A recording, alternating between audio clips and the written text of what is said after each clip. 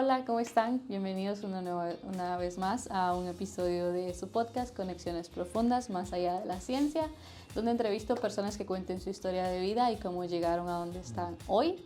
El día de hoy con un invitado muy especial, que espero puedan escuchar su historia y conocer un poquito más de él y que nos dejen comentarios ahí si tienen alguna pregunta, alguna duda o algo más que quieran aprender. Así que, Felipe, si quieres presentarte, decir tu nombre, de dónde eres y qué haces actualmente.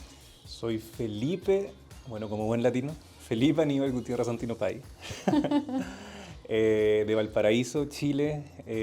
Estoy haciendo el doctorado en recursos naturales, medio ambiente, aunque hago más ciencias sociales, y soy ingeniero de formación también. Ok. ¿Ingeniero civil? Civil en construcción. En Chile se llama construcción civil, que es distinto, o sea, es como una combinación entre civil e ingeniero comercial. Entonces, pero se traduce, digamos, como Civil Construction Engineer, algo así. Así que Bueno. como que sabe un poquito de cálculo y un poquito, digamos, de economía. Ese es como... Qué interesante, porque si yo pongo las dos carreras que tú me estás diciendo, puedo pensar que son cosas totalmente diferentes y tú ahí nos puedes contar un poquito de cómo hiciste esa conexión. Pero cuéntame, ¿de qué parte de Chile dijiste que eras? De Valparaíso. De Valparaíso. Sí. ¿Qué tal es crecer en Valparaíso? ¿Es una ciudad grande, pequeña? Actualmente tiene 300.000 habitantes y es una ciudad bastante, yo creo, grande. O sea, estamos aquí en Itacá, entonces yo creo que en ese contexto sí es una ciudad metropolitana también. Entonces tiene otras urbes, digamos, conectadas. Y es particular, es bien particular Valparaíso por su historia. Es un anfiteatro natural, como se dice, o sea, todos los cerros que están rodeando la bahía ya como que miran hacia el horizonte, hacia el mar. Entonces, en ese contexto, uno tiene mucha aventura entre quebradas, en jugar a la pelota, por ejemplo, en algunos cerros, obviamente, y con el desnivel, digamos que no está nivelado, está el desnivel. Entonces íbamos a buscar la pelota abajo de las quebradas, muchas veces jugábamos a las paletas, que nosotros íbamos a jugar tenis. Entonces, sí, hay muchos recuerdos ahí también con otras actividades como la quema del jugo y todo eso. Claro, Sí. tú siempre querías, cuando jugabas fútbol, querías estar en la parte de arriba para golear al otro equipo. Claro, por eso mismo intercambiamos, digamos, así como ya 15 minutos o después a los 5 goles y a los 5 goles cambiamos. A nosotros nos gustaba estar el primer tiempo ahí porque es cuando estás menos cansado y tienes más oportunidad de echar los goles, es cierto. Sí, ¿Y sí. qué tal fue tu infancia? ¿Sientes que tuviste una infancia normal? ¿Cómo fue crecer ahí? ¿A qué jugabas? ¿Eras bueno en la escuela? La infancia que tuve fue bien linda, fue muy linda, obviamente con sus bemoles, uno podría decir. Pero recuerdo, o sea, yo me crié con mi madre, con mis abuelos, con mis tías y mis primos. O sea, yo hasta los 5 años, 6 años, yo pasaba casi todos los días con mis primos, con mis abuelos, con mis tíos. O sea, éramos prácticamente en el terreno porque habían 2 casas. Éramos 10 personas. Eh, entonces, claro, y yo era el más chico. Entonces me llevaban a ir a buscar a mis primos que ya estaban en el colegio. Yo tenía 4 años, 5 años. Los primeros regalos recuerdo que se los daba a mis primas, a mis primos. Veíamos el Chavo también. Mucho, el Chavo del 8 y luego los Power Rangers, recuerdo, en ese tiempo. Así que fue bastante comunitaria, pero dentro de todo yo creo que el terreno donde estábamos también tenía esa exposición, digamos, a la naturaleza por mi abuelo, porque mi abuelo es del sur de Chile. Entonces me recuerdo que me invitaba, digamos, a cortar leña. Tenía 5 años y me decía, ya ven a cortar leña conmigo. Entonces yo estaba cortando leña. Ay, no porque te le gustaba creo. esa salamandra. Las salamandras son cocina a leña. Ay, salamandra le dices a tú. Nosotros le decimos salamandra. Hornilla le decimos nosotros. Donde pones todo tú la leña y puedes cocinar, puedes hornear ahí la tetera siempre. Entonces mi abuelo se trajo esa tradición a Valparaíso, del sur de Chile, de Chiloé de hecho, y se la trajo al centro. que, digamos, para contextualizar, Valparaíso está a 1 hora y media de Santiago hacia la costa, que es la capital. Así que sí que está como el centro. Bueno, Chile es un palito, entonces está como en el centro, Valparaíso. Interesante. O sea, yo pensé que tú vivías como o sea, es una ciudad en realidad, pero tenías como un poquito de exposición a la naturaleza, salir, como que esas cosas todavía tenías esa exposición. Y me imagino que el tráfico tampoco era como tan... No era tan evidente, digamos, el tráfico. O sea, ¿te refieres al transporte, por ejemplo, lo que se escucha? No, por lo que pasa es Valparaíso, en mucha, digamos, de su arquitectura y cómo están, digamos, también encajonadas las casas, tú vas en una calle y tú ves solo un piso y luego hay como 2 pisos hacia abajo. O sea, tú entras a la casa y hay como 2 pisos hacia abajo porque están hechas en quebrada. Entonces era así la casa de mi abuelo. Solamente, a ver, igual habían, recuerdo que en sí, sí ahora que recuerdo, efectivamente, pues cuando pasaban la micro, igual como que retumbaba, así como que se... Temblaba todo. Sí, temblaba, sí. Sí, tienes razón, ahora que recuerdo, ¿verdad? Pasaba Oye, eso. ¿y tú de pequeño qué querías ser? Uf, yo estaba obsesionado con ser arquitecto o ingeniero, como a los 4 o 5 años y además con ser músico. Ajá, Recuerdo que con mis primos yo iba a ser como el cantante que ajá. toca guitarra, mis primos iban a ser las coristas y una bajista, parece, y otro primo que iba a tocar la guitarra y la batería. Ya tenían Entonces banda. como que, claro, me encantaba la música siempre. Pero también en ese tiempo me encantaban los Legos. Bueno, tenía Lego Yatco, que también era como otra empresa, digamos, que uno podía también ensamblar, digamos, diferentes figuras.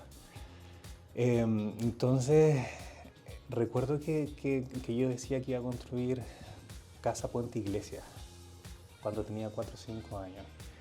Pero claro, no sabía que el patrón que iba a seguir, digamos. Entonces, y en el colegio me iba bastante bien en matemática, no era excepcional. En física también me iba bastante bien, aunque igual pasé por unos vacíos, yo creo, ahí, existenciales, sobre todo en high school. Sí, pero en los últimos años me iba bastante bien en física y en mate también. Entonces, como que esos delinearon y acentuaron también de que quería estudiar construcción civil o arquitectura o incluso técnico si no me alcanzaba el puntaje, también lo pensé. Tú querías, pero eso era como algo que tú tenías ya desde pequeño. O sea, cuando tú llegaste al colegio, ¿tú siempre quisiste ir a la universidad o era algo que no estabas seguro si ibas a poder ir a la universidad? Tenía mi aprensión, ¿eh? Yo creo que también por venir de una familia en donde también o sea, nuestra generación fue como la primera, como toda la generación de mis primos, como que tuvimos la posibilidad de estudiar. Pero claro, de mis tías y de mi madre fueron pocos los que estudiaron también. Claro. Eran muy pocos. Entonces, yo creo que sí había también una pequeña aprensión, pero también había una esperanza, o sea, de que iba ahí. Yo creo que en Chile también está como esa idolatría, la romantización también de la ingeniería, mucho. Sí. Entonces como que uno lo laza mucho más con la productividad.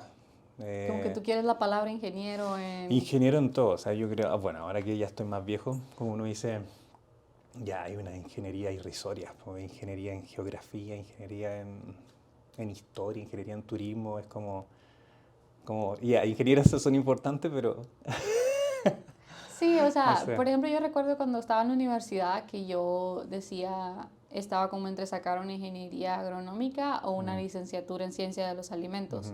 Y yo decía, no, yo quiero hacer una ingeniería porque la palabra ingeniero como más, ¿me Es entiendes? rimbombante, sí, Sí, te pero atrae. te das cuenta que en realidad, pues, al menos en mi país tampoco hay ingeniería, al menos si hace ingeniería es ingeniería en grado de licenciatura.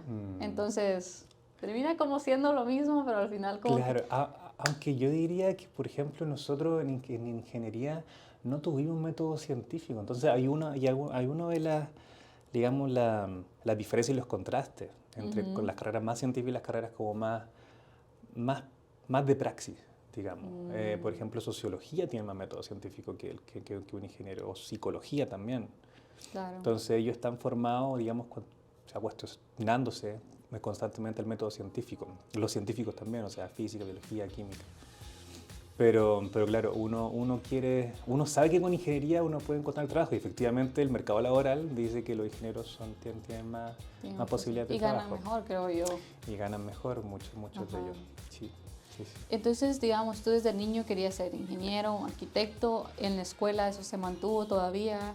Sí, se mantuvo. En la escuela te refieres a high school. Middle school, que le Middle dicen school. que son los primeros. No sé si ustedes tienen hasta yo creo sexto grado o cómo tienen ustedes. Nosotros tenemos de primero básico a octavo básico, Ajá. que es como, claro, y luego viene como el high school, que es de primero a cuarto medio, lo que se llama.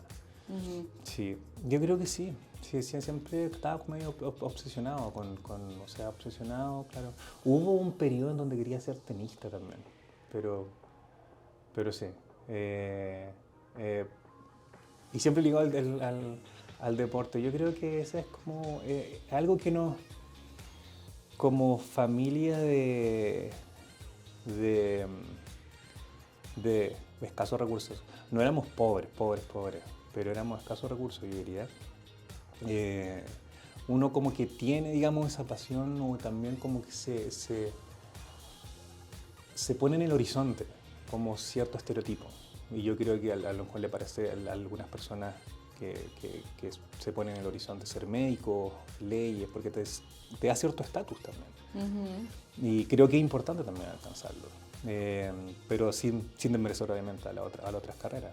No, claro, y también sucede que, bueno, no sé cómo es en Chile, pero por ejemplo en nuestros países como hacer carreras en un deporte es bien difícil, como convertirte en un futbolista profesional, o sea, hay tan pocos puestos, digamos, que creo que la gente como que le da mucho miedo, pues a nuestros papás, como decir, no sé si vas a poder triunfar en esa carrera, no sé qué tan bueno vas a ser. Ese es el problema que tenemos, yo creo, como latinos. Como que no hay una diversificación del mercado laboral, digamos. Entonces, por ejemplo, no sé si va a Europa, hay algunas personas que estudian para ser mozo, o sea, mesero. Claro, entonces... No sabía eso. O por ejemplo, los baristas son baristas de años, que se dedican a ser baristas. Sí. Aquí, o sea, por ejemplo, en Chile es como si tú estás haciendo barista, es como que querés ser mesero y luego a lo mejor ser administrador del restaurante. Ya está ahí. Ajá. O va a ser un trabajo temporal, básicamente. Entonces yo creo que sí, tú tienes razón, de que falta esa como visión de que todo rol, digamos, en la sociedad sirve de alguna forma y debería ser pagado también acorde a lo que uno digamos merece en el sentido digamos de subsistir obviamente y tener tu casa y etcétera. Sí, tienes razón. No, y también como de pequeños como que, bueno, al menos donde yo estudié era una escuela tan pequeña que no había un deporte más que el fútbol que pudieras practicar. Entonces desde ahí está como no hay tanta diversificación, porque a mí me gustaba el voleibol, pero por ejemplo no existe. Entonces sí, creo que como que en nuestros países hay solo ciertos campos a los que podemos aspirar, pero al final de cuentas justo es eso, ¿no? Encontrar la pasión en esos campos a veces también sucede sin que lo estemos buscando de cierta manera. Y bueno, entonces ya estás en el colegio y tú decides que quieres seguir estudiando la carrera de arquitectura o ingeniería civil. ¿Cómo se da eso? ¿Tú tenías como los medios económicos para estudiar en la universidad? ¿Eso era algo que te preocupaba? Bueno, el sistema que tiene Chile es un crédito, que eso trajo, bueno, aspectos positivos y aspectos negativos también, dentro de todo lo que se considera como el mercado de la educación. Y uno de los aspectos positivos es que efectivamente uno podía acceder a un crédito y también a beca. Entonces tuve la posibilidad de obtener ambas, o sea, parte crédito, parte beca. Así que ahí se dio esa posibilidad, pero no todo igual fue como en flores, digamos, porque el primer año me fue bastante mal también en la universidad. Entonces justo había un propedéutico en la U Y justo, bueno, en ese tiempo estaba como súper jugando StarCraft, no sé, juegos de rol como juego de Age of Empires. Entonces estaba jugando mucho tiempo StarCraft.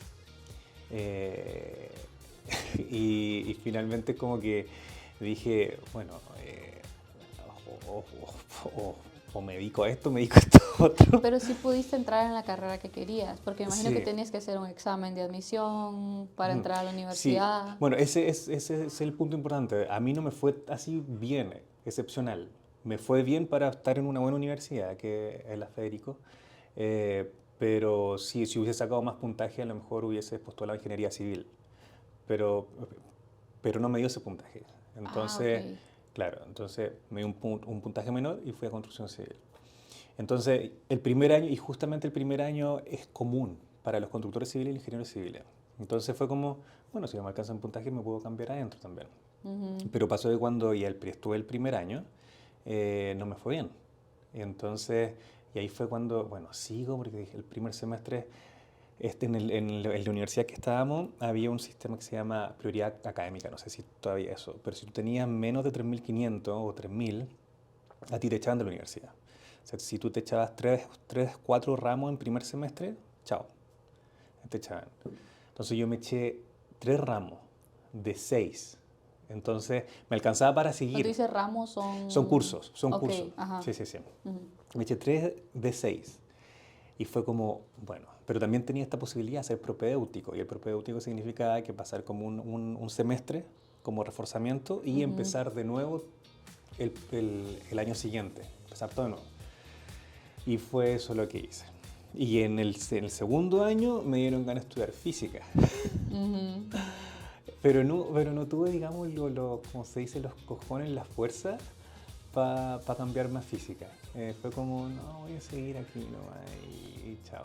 Pero claro, tomé algunos ramos de ingeniería civil también, o sea, física, que física 110 también. Eh, y claro, y luego empezó como otros intereses, entonces como yo intereses más, digamos, en las humanidades, en ciencias sociales empezaron Mm. ahí los intereses. Entonces, como que estudiar más ciencia o irme a ingeniería civil que era más cálculo fue como, no. O sea, Eh, lo dejaste de disfrutar tanto como pensaste que lo ibas a exacto, disfrutar. sí, y yo creo que también pasa en el entorno. Tú te das cuenta que en la enseñanza media, o sea, en el colegio, tú estás sobre, digamos, o sea, te va bien en mate, por ejemplo, en física, cosas por el estilo, pero cuando llegué a la universidad eres uno más. Entonces, fueron Sí. poco, en física me fue bien el primer año, pero claro, después ya no. Entonces, igual puede ser ayudante de física después, posteriormente también. Pero claro, uno se siente como más parte del montón, entonces como que uno empieza como a darse, digamos, tiempo para decir, bueno, en qué uno es bueno también. Entonces Mm. uno quiere esa retribución, digamos. Entonces como que si uno le va bien a algo, es como, aquí es el camino. Sí. Entonces en la universidad fue como ese aspecto, como que me iba bien en algunos ramos, pero no, en algunos cursos, pero en otros no, fue como, bueno, empecé como a ver las ciencias sociales, yo creo como un escape, ¿eh? Y también obviamente son cuestionamientos que uno tiene más existenciales, por qué los seres humanos se comportan así, bla, bla. Ujú. Pero aún así terminaste la carrera de... Terminé, sí, terminé, pero terminé yo creo por esas cosas del destino que Dios te pone, Ujú. porque tuve una conversación con mi primo. Yo recuerdo que él ya estaba en tercer año, en cuarto año, y yo me quería salir de la universidad. Sí, como que no me estaba yendo, o sea, me estaba yendo normal, pero bueno, como que tenía esa intención de estudiar sociología y economía en la UBA, la Universidad de Buenos Aires. Entonces quería congelar e irme simplemente, porque allá es gratis. Era gratis, entonces como que tenía como ese incentivo, bueno, voy a Mm. trabajar en algo y voy a... Entonces empecé a averiguar en la embajada argentina, digamos el consulado de Argentina en Valparaíso, y empecé a averiguar, los papeles los tenía ahí, y recuerdo que en ese tiempo justo no me estaba yendo bien en algunos cursos, y tuve una conversación con un primo, y me dijo, bueno, me recordó todo el pasado que habíamos, digamos, eh, que habíamos pasado, digamos, valga la redundancia. Y fue como, sí, es que tengo que terminar la carrera. Además justo tenía beca, tenía crédito, entonces como que ya, termino la carrera. Y luego en ese transcurso, recuerdo en el año 2011 hubo unas protestas muy fuertes en Chile. Las universidades pararon 5 o 6 meses y ahí me vinieron como algunos cuestionamientos que sigue después. Y con un profesor del departamento de estudio humanístico tuve una conversación con él y me presentó lo que es el urbanismo, digamos, que era algo más interdisciplinar y que se conformaba, se fundamenta, digamos, en distintas disciplinas. O sea, podría ser ingeniería, arquitectura, hasta literatura, medicina, física, sociología, obviamente, psicología, economía. Entonces fue como, me interesa. Entonces termino esto y ahí luego empecé a pensar en algún magíster, cosas por el estilo. ¿Cuántos años estuviste en la carrera cuánto te tomó sacar la carrera universitaria? Me tomó harto, sí, la carrera universitaria fueron, porque el primer año fue perdido, entonces luego fueron 5 años y medio más, entonces fue un semestre y luego como el terminar la tesis fueron como 8 años en total, que nos piden, sí, sí, fueron 8 años, claro, fue bastante. Sí. Sí. ¿Cuánto tiempo más o menos dura la carrera? La carrera dura 5 años, 5 años, pero te tomas generalmente un año más para terminar la tesis, porque en ese tiempo nos pedían tesis, entonces no era como hacer algunas prácticas o a lo mejor un reporte, como que nos pedían tesis y era tesis como un año. Ahí estuve en laboratorio. En mi país nosotros decimos 4 años sin contar huelgas, Claro. sin contar todas las cosas que pasan en la universidad. Sí. Y entonces, estando en la universidad, ¿tuviste esa conversación? Todavía antes de terminar tu carrera universitaria, ¿tuviste esa conversación con ese profesor de humanidades que te introdujo a esta parte Profesor Ayala. Del urbanismo? Ok. Exacto. Y entonces, ¿qué pasa cuando terminas la universidad? Bueno, ahí empiezan, yo creo, las preguntas existenciales, ¿qué va a ser de mi vida también?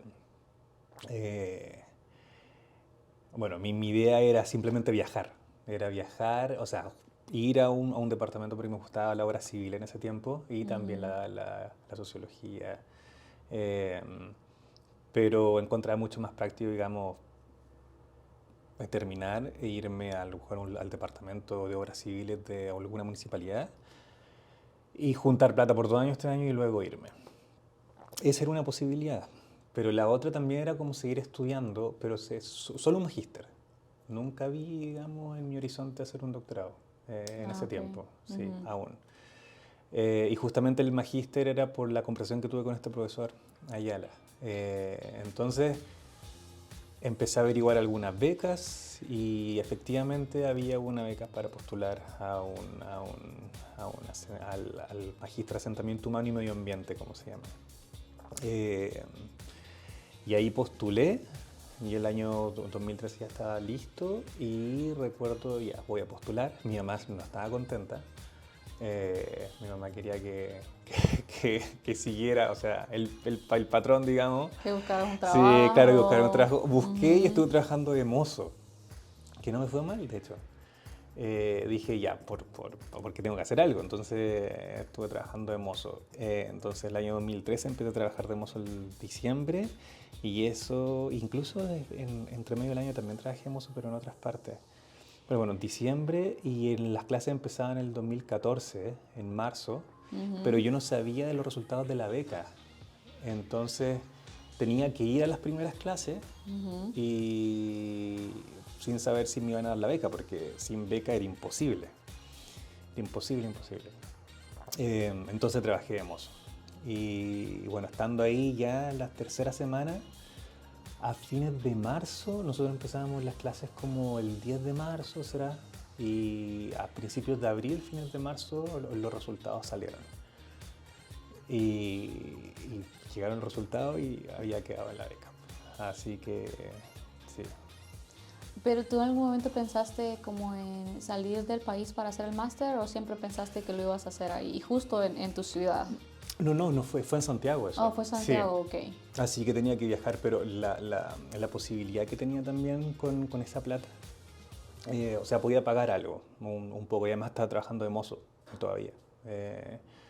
Pero finalmente decidí, estuve viviendo como 4 meses, 3 meses, como 5 meses, algo así.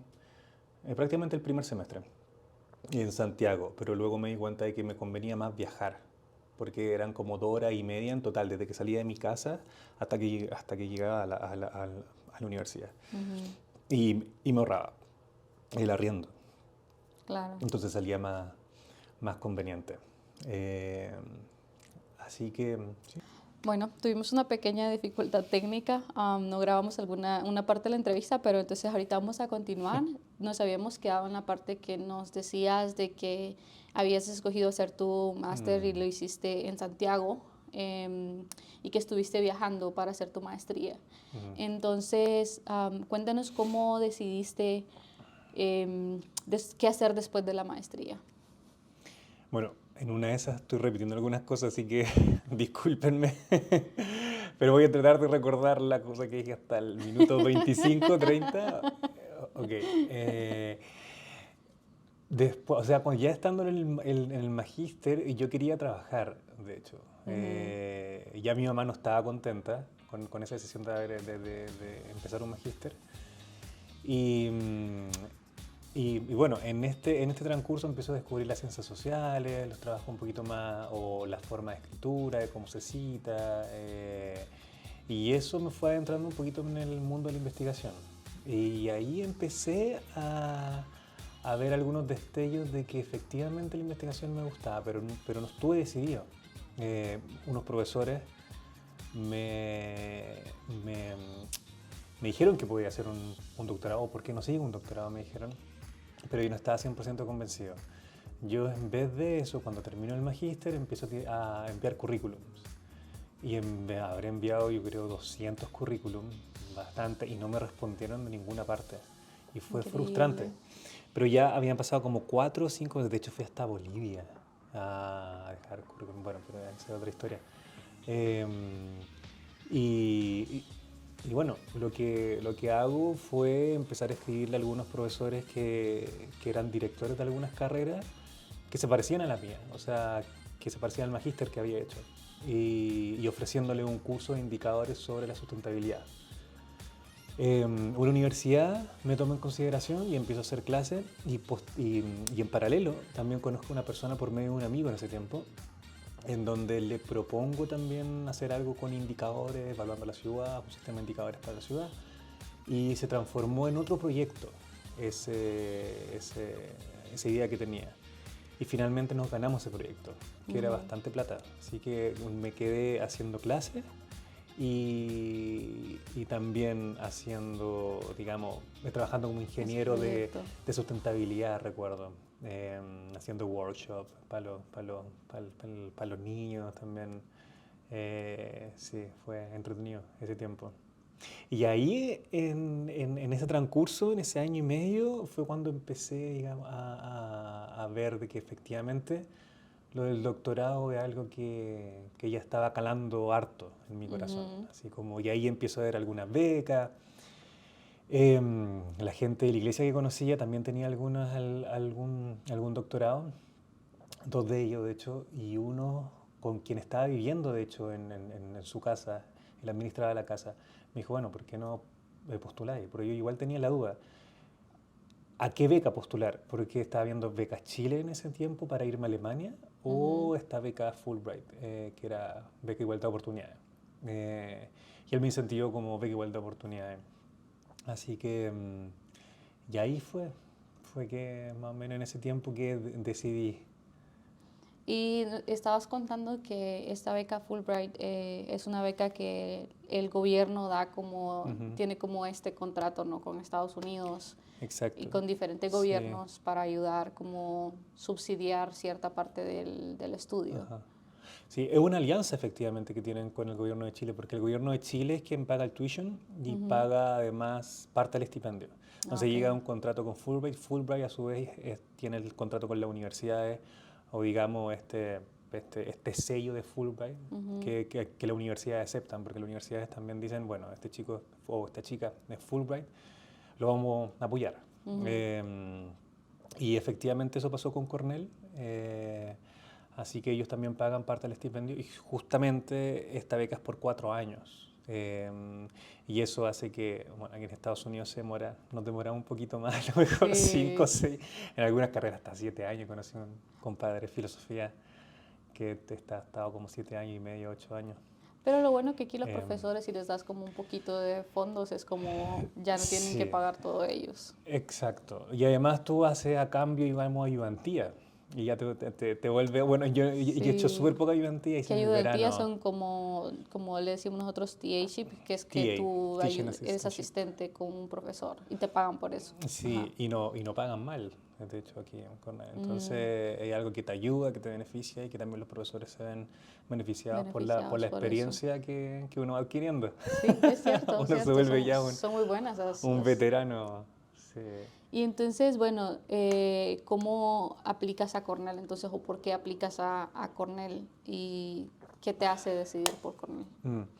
El proceso de aplicación fue más o menos tormentoso porque yo no sabía tanto cómo aplicar. O sea, Statement of Purpose, como ingeniero, ya había estado trabajando, digamos, en algunos ensayos en el magíster, obviamente, pero Statement of Purpose era como, ¿qué es esto? Y uno empieza a contar como la vida, así como que dice, no, si tienes que poner tu vida y no. Así que las primeras postulaciones yo creo que lo hice bastante mal. Entonces fue como un proceso de ir aprendiendo. Y en ese tiempo también estaba considerando Cornell, pero la primera carrera era Regional Planning, porque como había hecho el magíster en asentamiento humano y medio ambiente, lo que más se adecuaba con mis intereses, indicadores, sustentabilidad, evaluación, cuantitativo, los frameworks que uno ocupa para asumir, digamos, algunos indicadores, era como más regional planning, como más public affairs.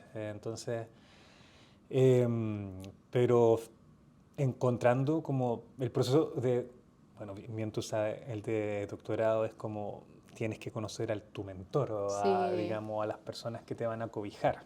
Tienes que entrevistarte con ellos antes para que te conozcan. Sí, y esa fue algo que solamente tuve con 2 profesores, una en Michigan State University y en Cornell. Pero en Cornell me di más o menos cuenta tarde que no era el departamento de Regional Planning, sino que era un profesor que estaba en Natural Resources y que él le interesaba o él estaba trabajando ya con indicadores subjetivos. Indicadores subjetivos, bueno, cuando te preguntan del 1 al 10, ¿qué tan feliz estás? O si esta ciudad te hace feliz, por ejemplo, de 1 al 10. Entonces pasa por el juicio de la gente, y esos indicadores y tienen un número, o sea, pueden ser también ahí de formas diferentes de cómo uno lo puede expresar el número. Pero ese es mi interés y hasta el día de hoy, soy indicadores subjetivos y justamente es el profesor que está en Natural Resources, trabaja con el concepto Sense of Place. Y tenía un paper en el año 98, si mal no recuerdo, 97, que toma en consideración Sense of Place como indicador de la sustentabilidad. Y dije, wow, esto suena interesante. Entonces, ya lo contacté. Yo en ese tiempo justo como que había desechado de Cornell, pero me encuentro con este profesor. Y con el profe, o sea, primero contacto a la directora de estudio, y me dijo que íbamos a tener una reunión con este profe y con la directora. Y ahí fue como, no, este lugar es. Aquí es. Sí. Y con la profesora de Michigan State University también habíamos tenido buenas amigas, pero su expertise no estaba, digamos, en indicadores subjetivos. Habían, claro, profesores que estaban asociados con sociopsicología, con el consumo, behavioral economics, behavioral or environmental behavior. Entonces, sí, efectivamente es como que eso, conversar con el profesor y tener ese, digamos, esa sensación de que, claro, a él le interesa lo que yo estoy haciendo o me interesa, no lo que estoy haciendo. Fue como, ya acá. Acá te quedas. Sí, y quedé aceptado. Sí. sí, gracias a Dios. Cuéntanos entonces un poquito de qué haces en tu doctorado, como nos hablabas de tu proyecto, qué es lo que estás haciendo ahora. Mis intereses están un poquito eclécticos en ese sentido. Como un poquito de harto. Yo creo que en ciencias sociales como que uno toma de varias disciplinas. O sea, no es solamente ciencias políticas, sino a veces ciencias económicas también, incluso ciencias de la psicología, etcétera, etcétera. Entonces, es difícil encasillarme como en algo, pero mis intereses básicamente son como los assumptions que uno tiene al evaluar la sustentabilidad o la calidad de vida. Por ejemplo, para algunas disciplinas, la calidad de vida simplemente se mide con la pobreza multidimensional. Y ahí la pobreza multidimensional, bueno, tiene ahí la pobreza material, tiene que ver con el ingreso, con la red, la educación, pero no toman en cuenta, por ejemplo, los indicadores subjetivos. Entonces, ahí, digamos, hay un vacío. Desde el punto de vista más económico ortodoxo es como simplemente el PIB per cápita o el ingreso per cápita que tiene o la canasta básica familiar, el acceso que se tiene con eso. Pero claro, de nuevo, no toman en consideración los indicadores subjetivos, no consideran, por ejemplo, el acceso a la educación o la calidad de educación en este caso. Entonces, esas son como las assumptions que uno tiene, que cada disciplina tiene como su visión de cómo ver el desarrollo. Entonces, estoy interesado, digamos, cuáles son los marcos epistemológicos que hay ahí, las assumptions. Y ahora me ha adentrado también el concepto sense of place y que justamente voy a trabajar en mi ciudad natal acerca de qué significa, digamos, ser porteño, que es el gentilicio que ocupamos para la gente de Valparaíso. Entonces, ese es como como la pregunta muy básica de investigación, es que, o sea, ¿qué significa ser porteño? Básicamente, hoy en día, o sea, considerando que también ese significado de ser habitante de un lugar también está en constante evolución o involución, quizás, no sé. Oye, me encanta que tú puedas hacer eso, como ir a tu lugar de origen y hacer tu investigación. No sé, creo que eso es algo, cuando pienso en eso, digo, es como un sueño hecho realidad. Porque literal estás trabajando en su lugar de origen y le vas a dejar algo como tangible a tu lugar de origen. Es un sentimiento encontrado. Sí, Sí, yo nunca esperé hacer algo en Valparaíso. Uno no es profeta en su tierra. eso es También, cierto. como que tengo temor también de encontrarme con gente, no, estoy haciendo esto, y me dicen como... tengo ese temor, pero por otro lado, tengo tanto que agradecer de la ciudad. Y ese es como el motor Claro. que uno está. O sea, toda mi infancia, o sea, la pasé así como les comentaba, son 42 cerros. Bueno, algunos dicen que hay 45, incluso 48 cerros, pero son 42 cerros y que miran hacia el mar, que todo está ligado, digamos, hacia Decante, al puerto. Y ahí fue mi infancia. O sea, toda mi familia vivió ahí. Y ahora preguntarme es también como ver en retrospectiva, o sea, qué significaba yo ir por los cerros, jugar, por ejemplo, a la pelota con esos desniveles tremendos, al tenis, que eran las paletas, en realidad era a veces con un palo, al bate, muchas veces el bate, ocupamos un palo básicamente y una pelota de tenis para jugar como béisbol, pero un Ajá. béisbol como bastante alejado de lo que se juega aquí en Estados Unidos. Y sí, esas son como la motivación que tengo y gracias a Dios se está dando. Las entrevistas que tuve ya entre agosto y septiembre, como que está esa sensación de que muchas veces hablamos de patrimonio, pero el, el patrimonio más tangible, es decir, cuán histórico es este edificio, ¿ya? Pero muchas veces nos queda dando vuelta qué significa, digamos, el habitante. O sea, cómo se diferencia este habitante del otro lugar. Por ejemplo, si uno pasa, yo creo que en muchos de los países del mundo, que si tú conoces a alguien de Argentina, por ejemplo, y te dicen, no, yo soy porteño, o tú eres porteño, tú asumes que es porteño la otra persona, te dicen, no, yo no soy porteño, no soy de la capital. Es cierto. En Chile pasa lo mismo, o sea, cuando se asumen que tú eres de Santiago, la gente de región es como, no, yo no soy de Santiago. Ajá. E incluso si se asumen si eres del norte o del sur, no, yo no soy del norte, yo soy de Valparaíso. Y creo que Valparaíso tiene algo especial dentro de su historia, así como me comentaba, zona UNESCO, y es por la o sea, antiguamente, antes de que se construyera el canal de Panamá, todos los barcos se daban vueltas, digo, o sea, pasaban por el estrecho de Magallanes y llegaban a Valparaíso. Entonces fue una apertura al mundo, digamos, Ujú. y era un centro globalizador que sin darse cuenta, digamos, tuvo varios hitos. El ser, por ejemplo, el primer diario de Hispanoamérica, en 1800, Wow. sí, de Hispanoamérica. Entonces, y hay otros hitos también ahí en Valpo. Entonces, como Valparaíso en ese sentido sabe o sea, una persona que nació y criada en Valparaíso sabe lo que es porteño, pero nos cuesta definirlo, creo yo. Eh, entonces, eso estoy tratando como de Identificar. dilucidar, claro.